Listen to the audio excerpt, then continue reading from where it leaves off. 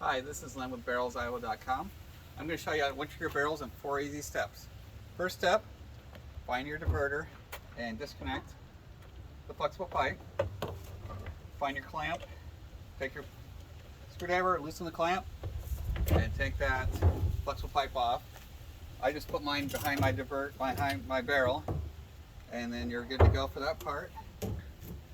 Second step is put on that cap. Find those caps I gave you.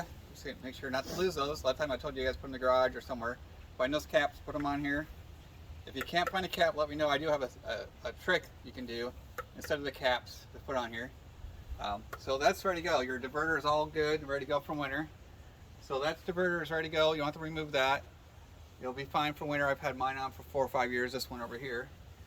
And once that's done, the next step would be step 3, drain the barrel.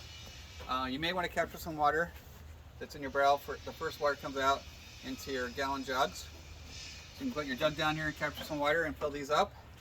And you can use that to water your plants this winter.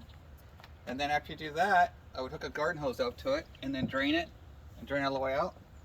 And that may take a little while depending on how full you are. These are 55 gallons. And I recommend running the garden hose away from your house somewhere so it doesn't go.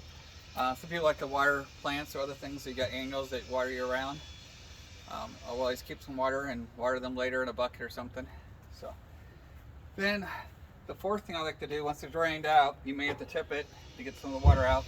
Close the valve up, and then if you take this here flexible pipe off, there's a clamp here. You can put a little bit of bleach in the bottom of it if you want, and then put a little bit of water in the bottom, shake it up, let it sit there for a little bit, and then drain that out. So then you should be ready to go for winter. And I recommend keeping them open for a couple of days just to make sure to get all the water drained out of them. And then either keep it outside with a brick on it, or a lot of people recommend putting it, if you have room, put it in storage or in the garage. I leave mine out year round. The main thing is I would put a brick or something on it if you do leave it outside so it doesn't blow away. So that's pretty much it.